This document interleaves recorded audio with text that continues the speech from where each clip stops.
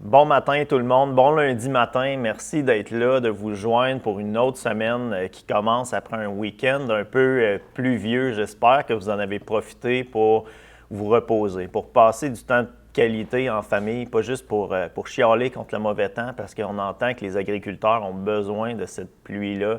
On a besoin d'un équilibre justement entre du beau temps et de la pluie. Ça nous force des fois à arrêter, puis ça peut aussi être très positif d'être obligé de s'arrêter en famille, de bâtir les relations, de prendre du temps d'arrêt, de ne pas juste être dehors à travailler, à faire plein de choses.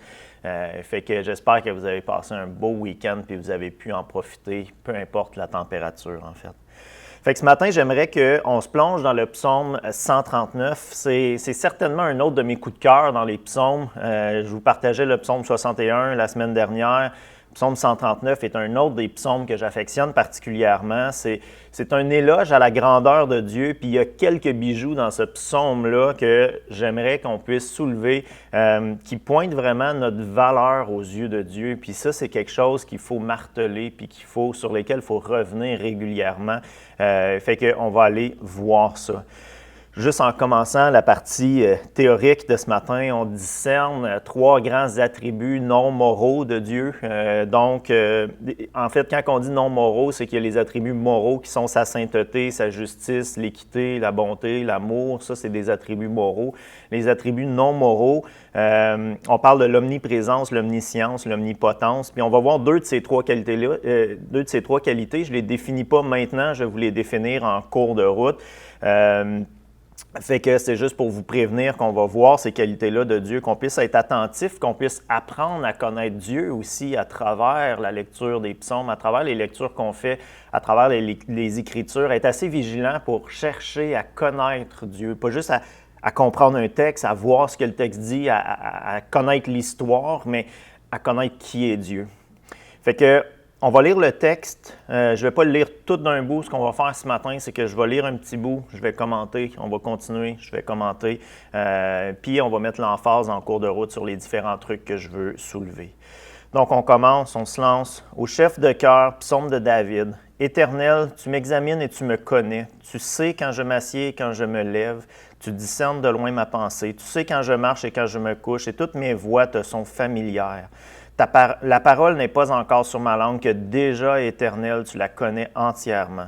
Tu m'entoures par derrière et par devant et tu mets ta main sur moi. Une telle connaissance est trop extraordinaire pour moi. Elle est trop élevée pour que je puisse l'atteindre. Première chose que j'aimerais soulever, c'est que David reconnaît que Dieu le connaît parfaitement. C'est une partie de l'omniscience de Dieu. L'omniscience de Dieu, c'est que Dieu connaît tout. Connaît tout. Il se connaît lui-même à 100%, il nous connaît nous à 100%, puis il connaît tout le reste à 100%. Dieu connaît tout. Une des limites de la nature humaine que nous, on a justement, c'est que de un, on n'arrive pas à saisir Dieu complètement, puis de deux, on ne se connaît même pas nous complètement, on a de la misère à se comprendre, on a de la misère à se connaître, on est partagé quand on voit comment on agit, donc on ne se connaît pas à 100% nous-mêmes. Puis on ne connaît pas tout le reste. Il n'y a personne qui connaît tout. Fait que c'est une grosse différence quand on compare qui on est par rapport à qui Dieu est. Ça fait en sorte que dans nos relations, on se garde toujours une petite réserve. Je ne sais pas si vous avez remarqué ça, mais dans nos relations, on se garde toujours une petite réserve. À quelque part, on a tous une peur que les autres nous connaissent exactement comme on est, avec nos travers, avec nos faiblesses, parce qu'on a peur de perdre la valeur à leurs yeux. Puis c'est une crainte qui est justifiée, parce que l'être humain a une facilité à se comparer, puis à juger, puis à diminuer l'autre pour s'élever lui-même. Par contre, l'histoire de Dieu nous démontre, puis pas juste nous promet, mais nous démontre que Dieu aime d'une manière inconditionnelle, indépendamment de nos faiblesses puis de nos travers.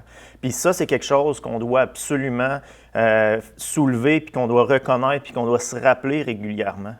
Avec Dieu, vous pouvez être vous-même. Dieu vous connaît à 100%, puis Dieu vous aime exactement comme vous êtes. Ça devrait nous amener à un profond sentiment de paix, puis de paix qui vient du fait qu'on est aimé inconditionnellement, qu'on n'a pas à performer pour avoir cet amour-là. Vous n'avez pas besoin d'être fake non plus dans votre relation avec Dieu parce qu'il vous connaît anyway. On agit des fois comme des jeunes enfants qui, vous savez, avec les jeunes enfants, quand on joue à cachette ou des choses comme ça, probablement tous les enfants ont fait ça quand ils mettent leurs mains devant leur visage puis ils disent « trouve-moi » ou ils pensent qu'ils sont cachés, tu sais, ils mettent la face dans le divan puis ils pensent qu'ils sont cachés puis on ne les voit pas. On est tous un peu comme ça. Puis on agit comme ça, nous, en tant qu'adultes, envers Dieu, mais Dieu a un peu la même réaction probablement que nous en tant que parents, où est-ce que ça nous amène juste un petit sourire en disant comme « si tu penses que je te vois pas, la réalité c'est que je te vois, tu caches rien ».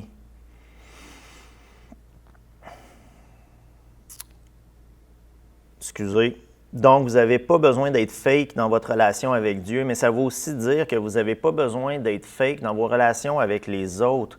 Parce que même si quelqu'un vous rejetait, Dieu va continuer à vous aimer. Puis ça, c'est la seule chose qui a de l'importance, d'être aimé par Dieu. Danny, dans notre groupe Connexion, mercredi, disait parfois, il faut qu'on perde tout pour réaliser que Dieu est suffisant puis que Dieu est tout. Attendez pas de tout perdre pour faire cette réalisation-là, puis réaliser que tout ce qu'on a de besoin, c'est l'amour de Dieu. Puis tout ce qu'on a de besoin, c'est Dieu lui-même. Si le Créateur de l'univers m'aime, qu'est-ce que ça peut faire réellement que mon collègue de travail me rejette ou qu'un voisin me rejette? Ça devient tout d'un coup complètement secondaire à notre existence et à notre sentiment d'avoir besoin d'être accepté. Puis je me sens toujours obligé de nuancer quand je dis ça. Ça ne veut pas dire qu'on peut se comporter comme des merdes, excusez le terme, mais qu'on peut être poche dans nos relations, puis comme avoir un mauvais caractère, puis faire en sorte que les autres peuvent même me rejeter, je m'en fous. Comme non, en tant que chrétien, on doit être le meilleur voisin, on doit être le meilleur collègue de travail. Mais même malgré ça, les gens vont nous rejeter parce qu'ils vont rejeter Christ. Puis on en a parlé dans les dernières semaines, je ne vais pas m'étendre là-dessus, mais en servant Dieu, en agissant de la bonne façon, on peut avancer. Puis si les gens nous rejettent, on peut savoir que notre valeur ne dépend pas de ce que un tel ou un tel pense de moi. Ma valeur dépend de ce que Dieu, le Créateur de l'univers, pense de moi. Je continue dans le texte au verset 7. « Où pourrais-je aller loin de ton esprit? Où pourrais-je fuir loin de ta présence? Si je monte au ciel, tu es là. Si je me couche au séjour des morts, te voilà. Si je prends les ailes de l'aurore pour habiter à l'extrémité de la mer, là aussi ta main me conduira, ta droite me saisit, m'empoignera. Si je me dis, au moins les ténèbres me couvriront, la nuit devient lumière autour de moi. Même les ténèbres ne sont pas obscures pour toi. La nuit brille comme le jour et les ténèbres comme la lumière. » David souligne ici l'omniprésence de Dieu. Donc, le fait que Dieu est présent partout. Puis c'est à deux tranchants, à deux volets. Un volet positif pour nous, puis le volet positif, c'est que c'est une bonne nouvelle parce que si Dieu est en train de prendre soin de moi, aussi il est en train d'écouter ma prière, ça veut dire qu'il est aussi capable de prendre soin de vous puis d'entendre votre prière. Dieu n'est pas disponible pour une seule personne à la fois. Dieu doit être omniprésent, doit voir, il voit tout ce qui se passe partout. Ça, c'est le Dieu qu'on adore. Donc, Dieu est toujours près de nous. Puis la réalité qu'on peut en retirer, la leçon qu'on peut tirer de tout ça, c'est que qu'on le sente ou pas, Dieu est près de nous, Dieu est avec nous, puis on peut avoir cette paix-là qui vient avec cette affirmation-là.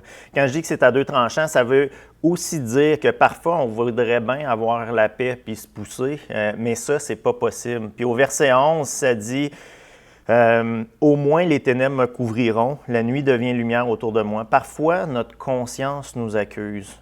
On sait qu'il y a un problème, mais on n'arrive pas à identifier c'est quoi le problème. Puis ce que ça fait, ce que ça nous amène, c'est que on veut fuir loin de Dieu, mais on ne peut pas fuir loin de Dieu. On voudrait parfois fuir Dieu, faire ce qu'on veut sans qu'il sache, mais c'est impossible. Puis on voit ça à travers les Écritures. Plusieurs personnages de la Bible ont essayé de fuir. Puis juste pour vous donner quelques exemples, Jonas, Moïse, Élie sont des personnes qui ont essayé de fuir, de se pousser, mais c'est impossible. C'est facile d'essayer de fuir. Puis nos fuites, la réalité, c'est qu'on a tous nos fuites à nous. C'est pas nécessairement une fuite toute physique. Fait que juste pour vous en nommer quelques-uns, notre fuite, elle peut être dans notre tête. On peut se réfugier beaucoup dans plein de réflexions, vraiment se réfugier dans notre tête, dans notre fuite. Ça peut être dans les pensées sombres, avoir plein de pensées noires, puis alimenter ces pensées-là.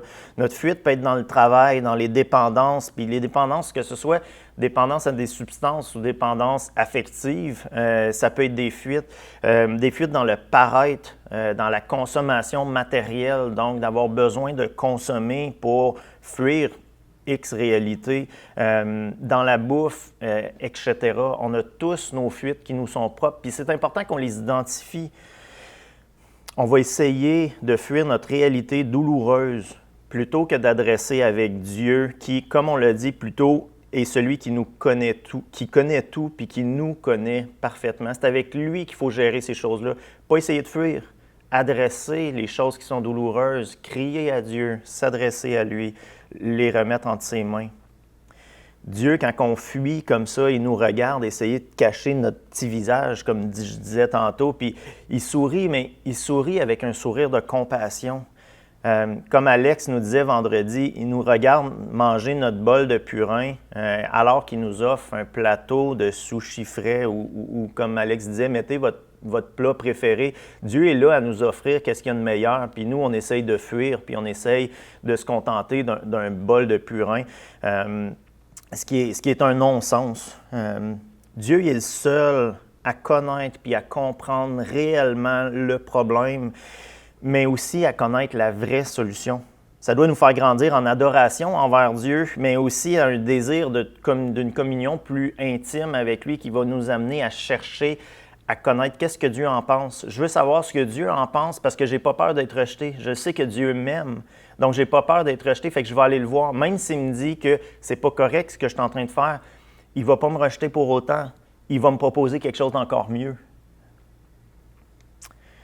Arrêtons de fuir, de cacher notre petit visage, puis à la place, apprenons à courir à Dieu, à se réfugier en lui. Verset 13. C'est toi qui as formé mes reins, qui m'as tissé dans le ventre de ma mère. Je te loue de ce que je suis une créature si merveilleuse. Tes œuvres sont admirables et je le reconnais bien. Mon corps n'était pas caché devant toi lorsque j'ai été fait dans le lieu secret, tissé dans les profondeurs de la terre.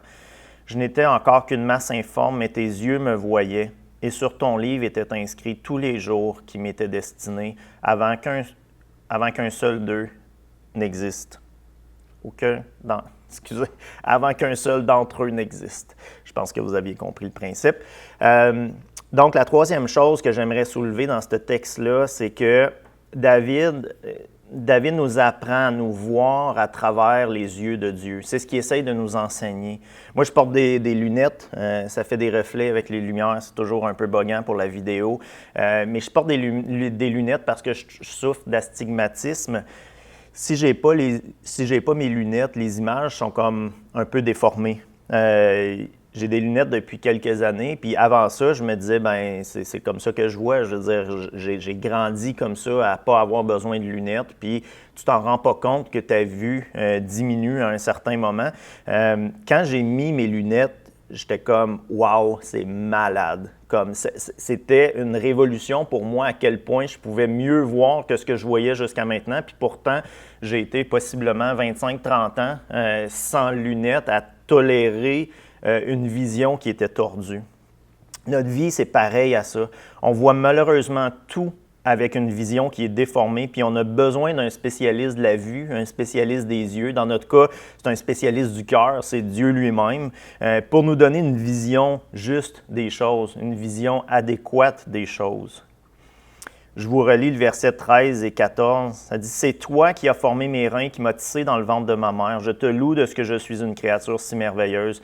Tes œuvres sont admirables et je le reconnais bien. » Ici, le psalmiste dit que Dieu ne s'est pas trompé quand il vous a créé. Dieu n'a pas manqué sa shot quand il t'a créé. Alors ne crois pas ça. Ne crois pas ça. On est d'accord que personne n'est parfait. Puis la réalité, c'est que c'est correct comme ça. C'est correct comme ça. Les femmes, puis je le dis aux femmes particulièrement, mais prenez-le si ça s'applique à vous, que vous soyez un homme ou une femme. Apprenez à vous aimer comme vous êtes. C'est pas parce que les réseaux sociaux puis la société dit que ça prend des gros seins puis des grosses lèvres puis des joues comme ça puis des fesses comme ça puis des jambes comme ça que ça veut dire que vous devez changer votre corps puis qu'entre-temps, vous devez être mal dans votre peau. Ça n'a pas rapport. Vous êtes parfaite comme vous êtes. Apprenez à vous voir comme Dieu vous voit.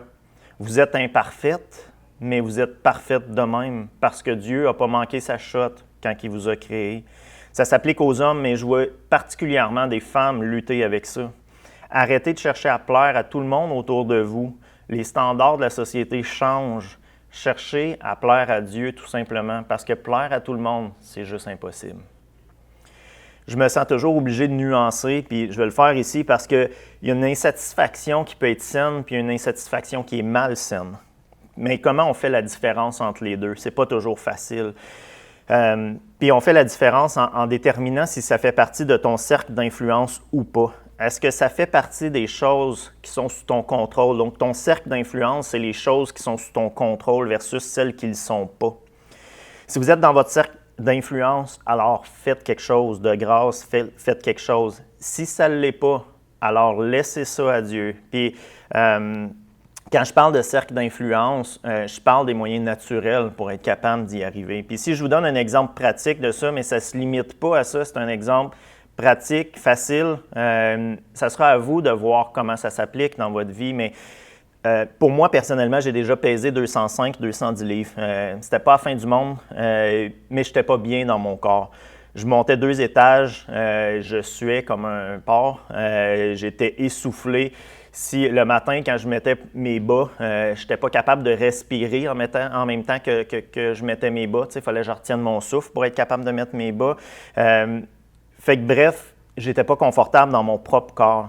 J'ai beau pleurer puis dire à Dieu, je suis malheureux, je m'aime pas. Dieu va juste me répondre, hey le grand, quand je t'ai mis au monde, tu pesais 5 livres et 1 once. Comme la réalité, c'est que je suis né à 5 livres et 1 once. Je suis pas né à 210 livres. Dieu m'a pas créé comme ça. Il m'a créé comme je suis, mais j'ai fait des choix qui m'ont amené où ce que je suis.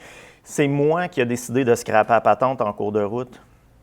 Le point que je veux faire, c'est que la réalité, c'est que si je ne suis pas confortable, c'est ma responsabilité de me prendre en main. J'ai une responsabilité. Mais de me dévaloriser et de me démolir en disant que je ne suis pas beau, que je suis ci, je suis ça, de demander à mon mari, est-ce que tu m'aimes quand même si je suis comme ça?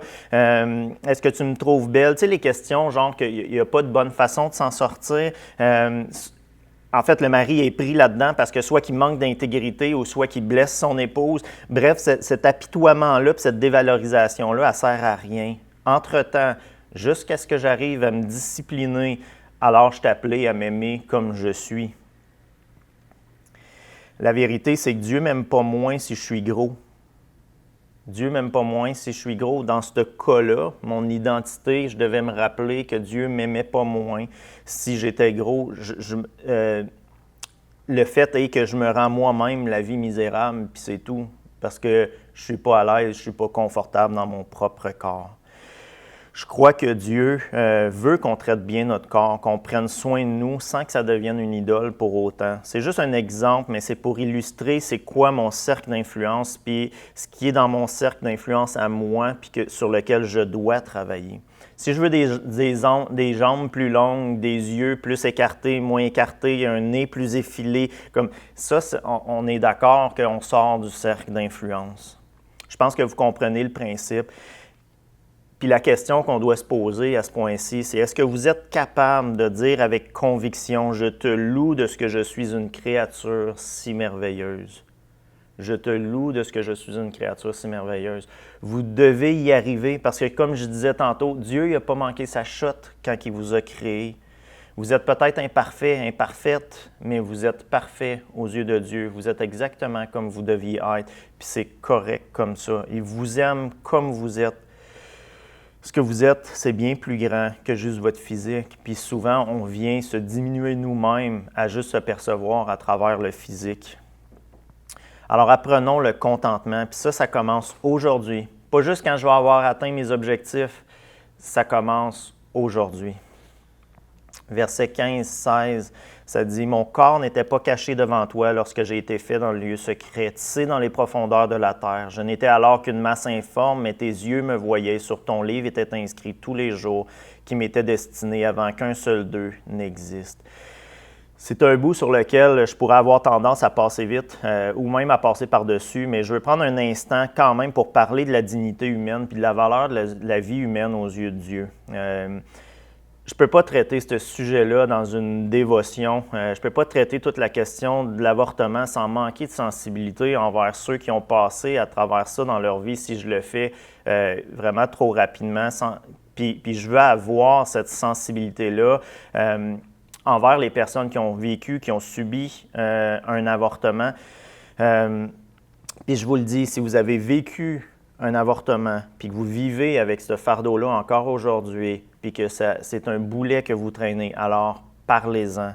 Il y a entre autres le Centre Option Grossesse à Lennoxville qui est bien placé pour vous aider, pour vous diriger vers des gens qui vont pouvoir vous accompagner dans ce processus-là. Mais cherchez de l'aide, vivez pas ça toute seule en silence. La société essaye de nous pousser que les bébés, tant qu'ils ne sont pas nés, ne sont pas vraiment des humains. Ça, c'est ce que la société nous dit. Juste pour que vous soyez au courant, il y a aussi des mouvements aujourd'hui qui militent puis qui poussent pour que les bébés soient reconnus devenir un humain juste à l'âge d'1 an. Puis il y a même un groupe plus récemment jusqu'à l'âge de 2 ans et demi. À 2 ans et demi, c'est là que les spécialistes réalisent que les enfants ont une conscience d'eux-mêmes. Donc, ce que ce mouvement-là pousse, c'est de dire, tant que tu n'as pas 2 ans et demi, tu n'as pas une conscience de toi-même, donc tu n'es pas vraiment un humain avec une conscience de soi. Encore une fois, je suis conscient que c'est un sujet sensible, puis je ne veux pas tout débattre de ça ce matin, mais ce que Dieu nous dit, c'est que c'est lui qui tisse les bébés. Quand on était encore une masse informe, il connaissait déjà toute notre vie. Il connaissait déjà tous les jours qui nous étaient destinés. Ça devrait être suffisant pour nous rallier derrière Dieu puis reconnaître que même un fœtus est une créature de Dieu puis a une énorme valeur à ses yeux. Pour que Dieu prenne le temps de le tisser, Dieu connaisse tous ses jours, ça veut dire que ce fœtus-là a une très grande valeur aux yeux de Dieu. Ce n'est pas juste une patente informe qui n'a pas de valeur aux yeux de Dieu. On va peut-être en parler plus éventuellement, mais pour ce matin, on va juste continuer avec notre texte. Mais assurons-nous, le mot que je veux terminer cette section-là, assurons-nous d'adopter des comportements, des philosophies puis des croyances en mettant les lunettes de Dieu et non pas en gardant nos yeux qui, comme je disais tantôt, nos yeux qui sont faussés, qui voient distorsionnés. Assurons-nous de mettre les lunettes de Dieu pour voir, pour analyser les choses, parce que c'est les seules lunettes qui sont parfaites et qui vont nous amener à avoir une compréhension. Souvent en dehors de notre zone de confort, ça c'est certain, mais qui est meilleur en tout point à ce qu'on peut voir avec nos lunettes faussées. Verset 17, « Que tes pensées, ô Dieu, me semblent impénétrables, que leur nombre en est grand. » Encore une fois, David dit, je ne vais pas me faire à croire que je peux tout comprendre et que je peux te comprendre, toi, ô Dieu. Je ne vais pas me faire à croire ça. Puis il continue, donc c'est une affirmation importante. Il continue, comment les compter? Elles sont plus nombreuses que les grains de sable. Je me réveille et je suis encore avec toi. Ô Dieu, si seulement tu faisais mourir le méchant, homme sanguinaire, éloignez-vous de moi. Ils parlent de toi pour appuyer leurs projets criminels. Ils utilisent ton nom pour mentir, eux, tes ennemis. Éternel, comment pourrais-je ne pas détester ceux qui te détestent, ne pas éprouver du dégoût pour ceux qui te combattent? Je les déteste de façon absolue. Ils sont pour moi des ennemis. Le psalmiste exprime ce que lui ferait avec les méchants si c'est lui qui avait le contrôle, mais il sait très bien que c'est Dieu qui va gérer ça. Au verset 21 et 22, ça dit « Éternel, comment pourrais-je ne pas détester ceux qui te détestent, ne pas éprouver du dégoût pour ceux qui te combattent? Je les déteste de façon absolue, ils sont pour moi des ennemis. » David mentionne qu'il ne va pas flirter avec le blasphème puis le compromis. Puis je vous encourage à faire la même chose. On est appelé à être des témoins auprès de ces gens-là, mais parfois autour de nous, on a des personnes qui ont déjà pris position contre Dieu. Puis c'est ces personnes-là qui vont avoir à rendre compte devant Dieu, comme ils n'ont pas à rendre compte devant nous, ils vont avoir à rendre compte à Dieu. Prions pour que notre cœur soit brisé par ce qui brise le cœur de Dieu, puis qu'on ait la sensibilité de s'éloigner de ce qui ne glorifie pas Dieu. Soyons pas mous à ce niveau-là, mais soyons des gens de conviction qui ne vont pas tolérer le mal, qui ne vont pas tolérer le compromis, qui ne vont pas flirter avec ça, qui vont être capables d'identifier qu'est-ce qui est aberrant aux yeux de Dieu, puis qu'on soit capable de ne pas flirter avec ça, comme je disais, mais prendre une distance de ces choses-là. Ayons cette sagesse-là, ayons cette prudence-là, parce que quand on côtoie ça, c'est là qu'on s'endort tranquillement. Finalement, le texte, il termine avec les 2 versets que j'ai cités dans une dévotion précédente qui me fascine toujours par l'humilité puis l'ouverture qui s'en dégage. Je vous les relis, versets 23 et 24. Examine-moi, ô Dieu, et connais mon cœur. Mets-moi à l'épreuve et connais mes pensées. Regarde si je suis sur une mauvaise voie et conduis-moi sur la voie de l'éternité. Je vous encourage à faire de ces versets-là une prière quotidienne, quelque chose que vous allez prier chaque matin ou chaque soir, peu importe, mais chaque jour que vous puissiez être dans cet état-là, de cette position-là devant Dieu. Mets-moi à l'épreuve et connais mes pensées. En tant qu'humain, on ne veut pas d'épreuve, puis ce qui se passe dans nos pensées, on dit qu'on n'en a pas le contrôle. Je vous encourage à écouter la dévotion d'Alex de vendredi dernier si vous ne l'avez pas entendu, parce qu'il traite entre autres de ça, c'était vraiment bon. Mais malheureusement, dans nos pensées, il y a plusieurs mensonges qui se cachent dans nos pensées. On doit prier Dieu de nous pointer ces mensonges-là, spécifiquement par rapport à notre identité, à notre valeur, au fait qu'on est unique, qu'on n'est pas parfait, mais que Dieu nous aime malgré nos imperfections, puis que justement, il a envoyé son Fils mourir pour nos péchés, pour qu'on ne vive plus avec ce fardeau-là. Mais trop souvent, on continue à se dire, on continue à agir comme s'il faut qu'on produise beaucoup pour être accepté de Dieu ou s'il faut qu'on souffre beaucoup pour être accepté de Dieu, alors que c'est complètement faux. Maintenant, on doit choisir d'enlever nos lunettes déformées puis de choisir de mettre les lunettes de Dieu, même si ça ne fait pas toujours notre affaire, même si ce n'est pas ce qui est toujours le plus confortable. Dieu est souverain, Dieu est tout-puissant, Dieu est parfait, il est digne de notre confiance. Mettons notre confiance en lui plus qu'on met notre confiance en nous-mêmes. La réalité, c'est qu'on a tendance à mettre notre confiance en nous, dans notre façon de percevoir les choses. Déplaçons notre confiance de nous à notre confiance envers Dieu. Je vous encourage à relire ce psaume-là, qui est un bel éloge à la grandeur de Dieu, puis à être capable de vous voir vous-même à travers les lunettes de Dieu, une lunette qui est parfaite, des lunettes qui ne sont pas distorsionnées par le péché, qui ne sont pas distorsionnées par une vision de la société. Fait que je vous encourage à faire cet effort-là, à vraiment vous soumettre à la vision de Dieu pour les choses et non pas à votre vision à vous. Il y a énormément d'humilité qui se dégage de ce texte-là. Puis ça doit nous amener, cette humilité-là va nous amener une confiance, une belle confiance en nous qui est saine, de savoir quelle valeur j'ai aux yeux de Dieu. J'ai une grande valeur aux yeux de Dieu. Il m'a aimé dès le ventre de ma mère. Il m'a créé. Il s'est investi dans ma vie depuis toujours. Je peux l'aimer. Cette relation-là est safe. 100 000 à l'heure, je n'ai pas à m'inquiéter. Prions. Oui, Dieu, je veux te prier encore une fois comme David qui dit « Examine-moi, ô Dieu, et connais mon cœur. Mets-moi à l'épreuve et connais mes pensées. Regarde si je suis sur une mauvaise voie et conduis-moi sur la voie de l'éternité. » C'est vraiment ma prière ce matin. Pour moi, c'est la prière pour tous ceux qui écoutent, qui vont l'écouter, soit en direct, soit en différé, que tu puisses faire ce travail-là, que tu puisses pointer les choses dans nos vies qui sont des mensonges qu'on croit, puis qui nous tiennent captifs puis stériles à plusieurs niveaux. On a besoin que tu fasses ton œuvre dans nos vies. On a besoin que tu changes nos lunettes. On a besoin de voir avec tes lunettes. Donne-nous cette volonté-là, cette discipline-là. Merci pour ton amour qui est plus grand que tout ce qu'on peut comprendre. Amen. Fait que je vous souhaite une bonne semaine à tous. On se voit mercredi à nouveau avec une autre dévotion. Fait que bonne semaine à tous. Bye.